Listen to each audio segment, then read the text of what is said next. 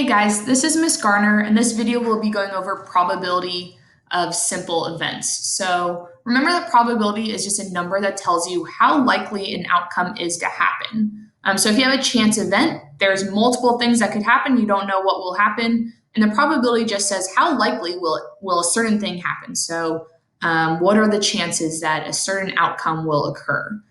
So when we first talk about this, we want to look at our sample space. This is just a list of all possible outcomes. So if you were to do this chance experiment over and over again, what are the possible things that could happen? So if we look at this spinner here, if I had a thing in the middle and it spun around, the possibilities are that it could land on red, it could land on blue, or it could land on a yellow. Those are the only three possibilities.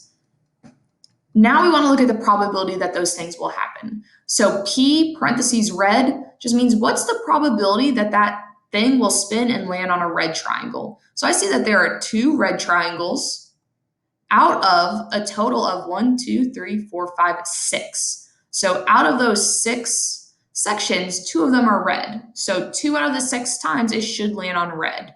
We're just going to simplify this fraction.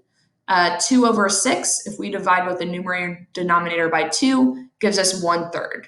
So 1 out of the 3 times should land on red.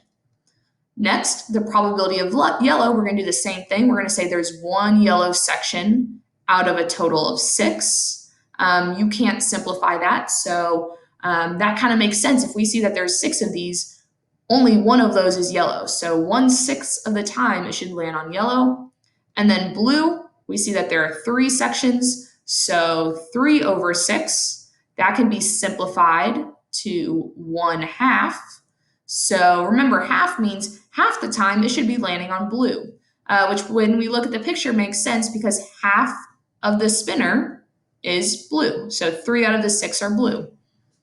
And then finally, the probability that it lands on green. I look at this and I don't see any green. No matter how many times I spin it, no matter what, it's impossible. You can't land on green because it's not there. So that's just a probability of 0. 0 out of 6 is the same thing as 0. So that is impossible. There is no green.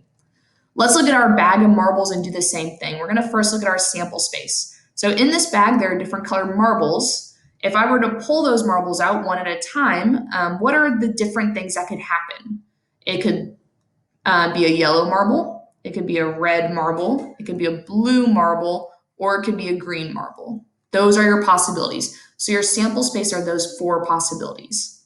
We're going to look at the probability of red. So if we were to pull a marble out of that bag, what are the chances that it will be red? So I'm going to first say, how many red marbles are there? There's 1, 2, 3, 4, 5, 6. So there's 6 red marbles. We're going to say, how many total marbles are there? So if we count them, 1, 2, 3, 4, 5, 6, 7, 8, 9, 10, 11, 12, 13, 14, 15, 16, 17, 18. So out of those 18 marbles, 6 of them are red. We're going to simplify this fraction. So you can divide both the numerator and denominator by 6. We will get 1/3. So 1/3 of the time, you should be pulling a red marble out of that bag. Next, we will do green. We're going to say there are 5 green marbles, and there's still 18 marbles in that bag. And there's no way to simplify that. So your final probability for green is going to be 5/18. So just remember, when you're looking at probability, you're going to say, what are the chances that that outcome occurs? One of the most useful things when figuring out your probability is figuring out that sample space. So what are the possibilities that could happen? So randomly picking a state in the US, that's our first example. Imagine you have a bag and you write the name of every state on a piece of paper and you put it in. You want to pick one piece of paper out of that bag. So what are the different outcomes that could occur? You could pull Florida out. You could pull Wyoming. You could pull Oklahoma. We're going to think how many different possibilities are there. So in this case, there's going to be 50 different slips of paper. There's 50 different states. So each piece of paper has a different state on it. So there's going to be 50 options there. Next, we're going to have that marble problem again. This bag has 5 red, 2 blue, and 3 purple. So if I'm thinking about what is my sample space is I can draw a red marble, I could draw out a blue marble, or I could draw out a purple marble. Those are my 3 options. So my sample space is 3. There's 3 things that could happen. A very common mistake is a lot of people will say 5 plus 2 plus 3, that gives you 10. There are 10 marbles in that bag, so the sample space must be 10. Remember, sample space is the outcome, so there are 3 outcomes there. And finally, flipping a coin, you have 2 options here. You can either do heads up or tails up. So there are 2 things in that sample space.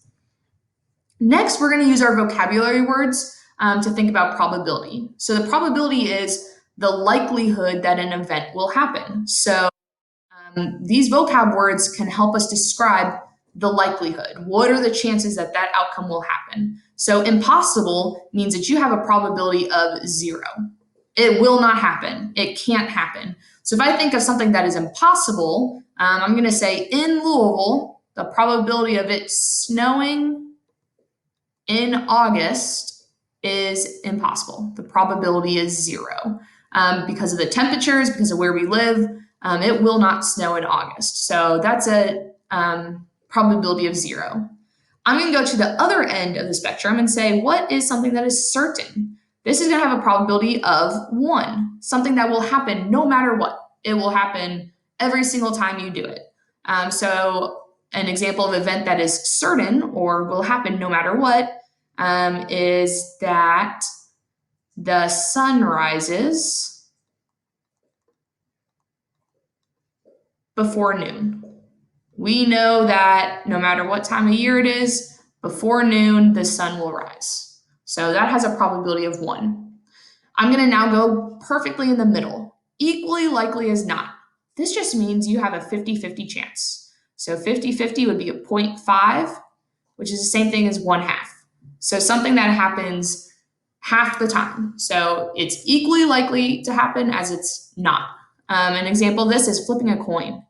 So if you flip a coin, half the time you get heads, half the time you get tails. The 2 in the middle are kind of your gray areas. So unlikely means it's somewhere between 0 and 0.5.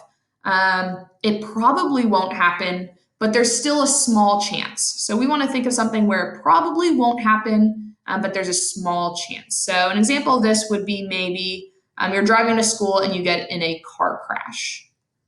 Most days you have no issues. You come to school and there's no car crashes. So it probably won't happen, but that doesn't mean it's impossible. Sometimes it might.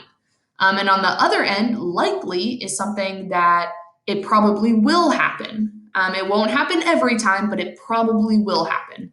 So an example of this is, for me, I have about a 20-minute drive to school, and I go through a lot of stoplights.